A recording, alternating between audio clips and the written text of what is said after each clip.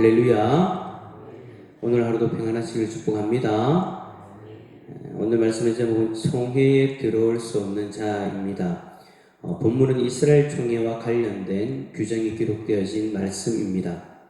여기서 총회라는 단어는 다양한 목적을 위해서 함께 모인 무리들을 가리키는데, 본문에서는 이스라엘 백성들이 종교 의식을 위하여서 모이는 모임을 이야기한다라고 할 수 있습니다.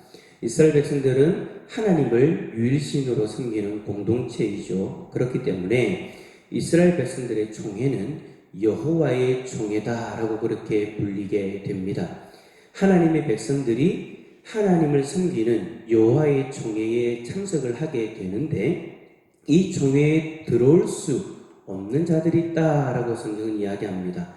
본문에서는 여호와의 총회에 들어올 수 없는 사람들을 구분하기 위해서 세 가지 조건을 내세우는데, 그 세 가지 조건 중에 첫 번째 조건은 바로 신체적인 조건입니다.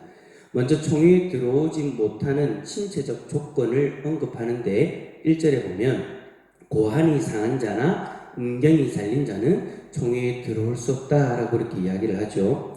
이것은 선천적인 문제라기보다는 당시에 가나안을 비롯한 중근동 사회에서 종교적 의식으로 행하는 그런 종교적 행위로 인하여서 남자의 생식기나 고환을 상하게 하는 것을 언급하는 것입니다.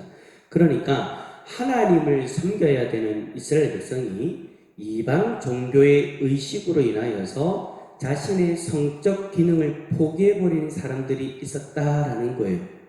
이들은 하나님만 섬기는 여호와의 총회에 들어올 자격을 상실하게 된다라는 것입니다. 하나님은 하나님의 백성이 이방 종교나 다른 이방 문화로 인하여서 자신의 몸을 상하게 하는 것을 싫어하셨습니다. 근데 요즘도 가만히 보면 이런 일들이 있어요. 한 예를 들어본다면 문신을 이야기할 수 있죠. 문신은 아주 오래전부터 행해진 인류의 문화입니다. 그런데 사람들이 문신을 한 그 이유가 뭐냐?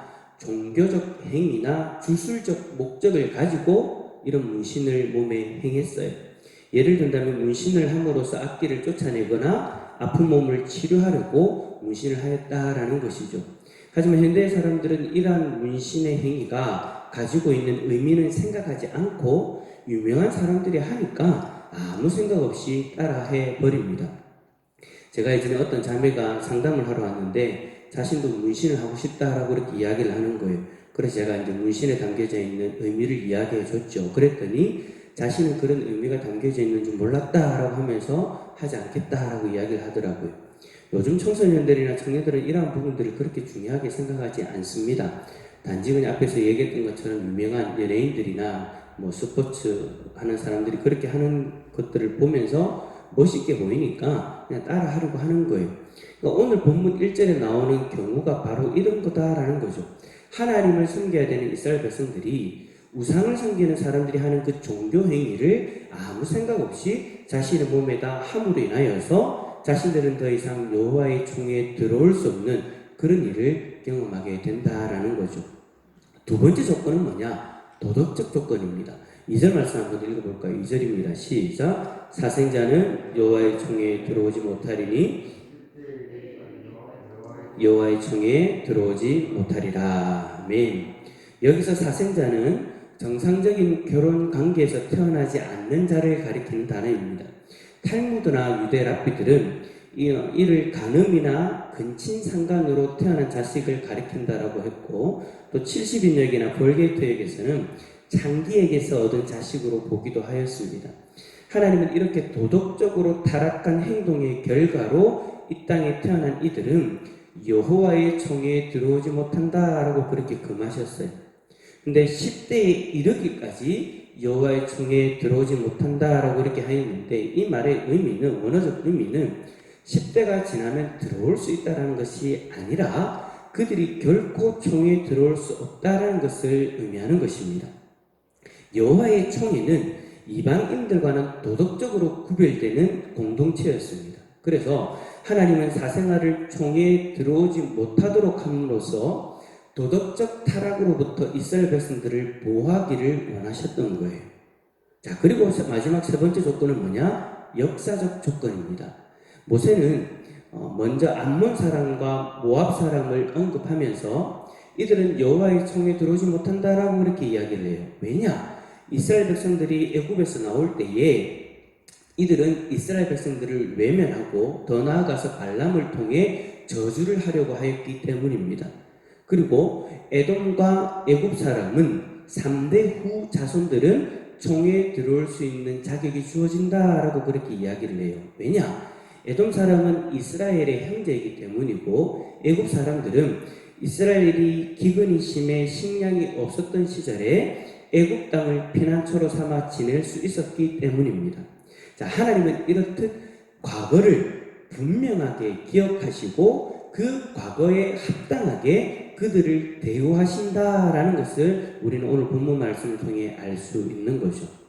하나님을 섬기는 하나님의 백성이 모이는 이 여호와의 총회에 참석을 하려면 앞에서 이야기한 이 세 가지 조건으로부터 자유로워야 했습니다. 육체적 조건, 도덕적 조건, 역사적 조건, 이 세 가지 조건에 해당되지 않으면 총회 회원이 될 수 있다라는 것이죠. 자, 그렇다면 오늘날은 어떻습니까? 여호와의 총회의 오늘날의 모습은 교회 공동체다라고 이야기할 수 있습니다.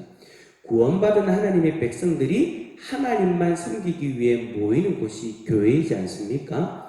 지금 여기 있는 우리가 거기에 해당된다라는 거예요. 자, 그런데 이 육체적 조건과 도덕적 조건과 역사적 조건을 우리 개개인에게 다 따져서 구분해 버린다면, 자, 과연 여기 있는 분들 중에 과연 몇 분이 남을 수 있을까요? 육체적으로 우상 문화를 따랐던 분이 있을 수 있습니다. 우상 문화를 따르면서 자신의 몸에 그 우상 문화의 흔적을 남긴 분들이 있을 수 있다라는 거예요. 도덕적으로 결함이 있는 분들도 있고 과거에 하나님의 백성들을 배척했던 분들도 계시죠. 이 모든 조건들을 다 따진다면 우리는 이 자리에 있을 수가 없을 것입니다. 그럼에도 불구하고 우리가 하나님을 섬기는 교회의 일원이 될 수 있는 이유는 뭐냐? 예수 그리스도 때문인 줄 믿습니다. 우리의 모습은 하나님의 백성이 될 자격이 없습니다. 하지만 예수 그리스도로 말미암아 우리는 은혜로 하나님의 백성이 되어서 하나님을 섬기는 교회의 지체가 될 수 있다라는 것이죠. 하지만 앞에서 이야기한 이 세 가지를 싫어하시는 하나님의 모습이 변한 것은 아닙니다. 하나님의 마음이 바뀌었다라는 것이 아니에요. 여전히 이방 신을 섬기면서 몸에 우상의 흔적을 남기는, 우상의 문화의 흔적을 남기는 것을 하나님은 여전히 싫어하시고요. 도덕적인 타락을 여전히 하나님은 원하지 않으십니다. 그리고 하나님을 배척하고 하나님의 백성들을 핍박하는 것도 여전히 하나님은 원하지 않으세요.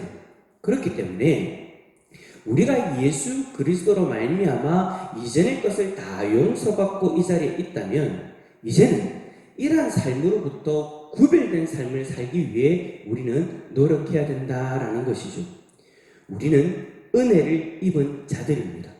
하나님이 우리에게 예수 그리스도로 말미암아 은혜를 베풀어 주셨기 때문에 이 자리에 있을 수 있는 것이니 이제는 하나님이 원하지 않는 삶의 모습들을 쫓지 말아야 한다라는 것이죠. 사랑하는 성도 여러분, 우리는 은혜를 입은 자라는 사실을 잊지 마시기를 바랍니다. 그리고 은혜 입은 자답게 이제는 하나님이 기뻐하시는 삶을 살기 위해 노력하고 그렇게 또 발버둥치는 우리 모든 성도님들 다 되어질 수 있기를 예수 그리스도 이름으로 축원합니다.